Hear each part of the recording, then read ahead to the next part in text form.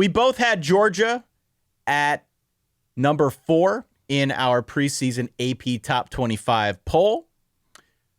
This episode, I would say, is not so much about how Georgia fares within the national landscape. We are keeping this relatively contained to the SEC. We can talk about the college football playoff and all that at some point down the road. But they were the highest ranked SEC team in our initial ballot. For Georgia, I want to talk through what the path to Atlanta looks like, because this is SEC Part 2. We're previewing all these SEC teams in 3 parts. Go back and listen to Part 1. Yeah. Because I feel like the pathway for Georgia this year to get to Atlanta is relatively straightforward. A, you've got a defense that's loaded. B, you've got an offensive line that might be one of the best in the country. C, you've got Gunnar Stockton and his balls of steel, as we have mentioned many times on this program. You certainly do not need to be a rocket scientist, Dan, to look at Georgia, to make the case for Georgia, to be in the SEC title game, if not a whole lot more.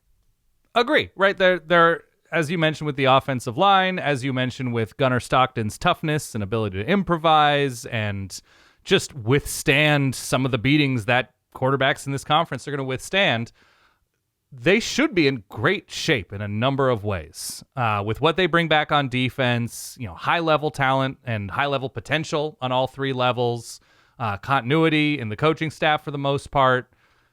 There's something pretty easy about loving Georgia this season.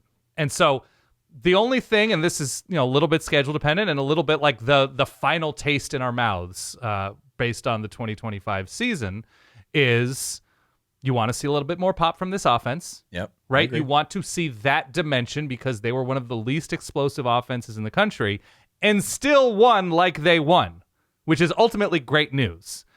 And also getting after a pass rusher and even turning pressure into sacks. And I know they've dealt with some injury stuff up front. There's all the potential in the world with how they've recruited, and obviously the track record is terrific in Athens. But that final vision of watching Georgia football and have it involve not being able to match Ole Miss when things got chaotic and crazy, when Ole Miss makes the comeback that they do in the college football playoff, and they need to match that and have that ability and show that ability to score quickly. And also get Trinidad Chambliss on the ground. Right. And so the good news is it likely won't matter until it will, right? That you have to be of such high level to be able to take advantage of Georgia in that specific way. And when you look at Georgia's schedule, which I have up in front of me right now, it's tough, but it's not horrible, as we mentioned in Part 1. So you're nitpicking if you don't like Georgia, which is why I think they win so much, and I just really like them. I don't know what to say. They're so good. I mean, I've said this on a couple different occasions when we're previewing teams, but there are some previews that you do where it's kind of straightforward. Yeah. And even the questions you do have aren't really that big of questions. And I feel like Georgia really falls into that category as well. It's a very straightforward case. It's a big play thing. It's an edge rusher thing. Mm-hmm. We've mentioned that a couple times over. Now, Georgia's got plenty of potential answers for both of those questions, especially on defense. The defensive line as a whole, probably one of the best in the conference. Their linebackers, their secondary, everything's ridiculous. Yeah. PJ Fleck, Dan, your boy, would be handing out elite coins from a Pez dispenser to this defense. That's what we're looking at this year down in Georgia. But yeah, super deep up front. They've got a good young core with Elijah Griffin and others. They're going to be a brick wall against the run. You can kind of see that coming from a mile away. They do need the edge rusher, though, to step up. They brought over Amaris Williams from Auburn, hoping to try and fix that, hoping to get a little bit more pop on the edge, but then he blew his knee out back in the spring. He's been done for the year.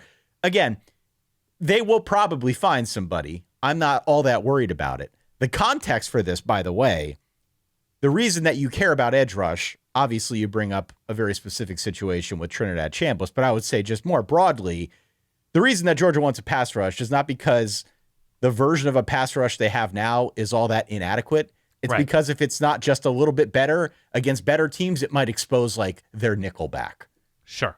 And you know where I stand on teams where the question is your third corner or or your backup safety, generally those teams are in pretty good shape going into the season. Good problem to have. Yep. Good problem to have. So they've obviously got a lot on defense. My question, though, as you mentioned, is on offense. And I think we know what we're getting from this offense at this point. We've got staff retention. It's a lot of the same players. The identity is going to start up front. The line might be one of the best in the country. They're going to run it with Nate Frazier, with Chauncey Bowens, probably a little bit with Gunnar Stockton as well. That's just how they roll. Yeah, and Dante Dowdell is out. Yeah, he came in and yeah. Yep. I haven't seen definitively what's going on there, but it sounds like he is also done. Yeah. They're going to have that aspect of their offense, I think, pretty buttoned up by the time the season rolls around. It's just someone needs to step up out wide. Like, there isn't a whole lot of proven SEC production out wide. I like London Humphreys, but probably not the dude who's going to stretch the field. So whether it's Isaiah Canyon, who they got from Georgia Tech, or a freshman like a Talon Taylor, somebody's going to need to step up and give them that big play threat. Again, I feel fairly confident that those names will emerge, but we also didn't see a whole lot of that big play threat last year when they had Zachariah Branch. So agreed. TBD on that front. I think that's sort of the next step on offense, but this is a team that's in a really good place with an over-under of 10.5, Dan. Yeah, and I get it. I mean, they're when I looked at this, and I don't even look at those win totals beforehand, I just wrote down 10-2 at worst. Yeah.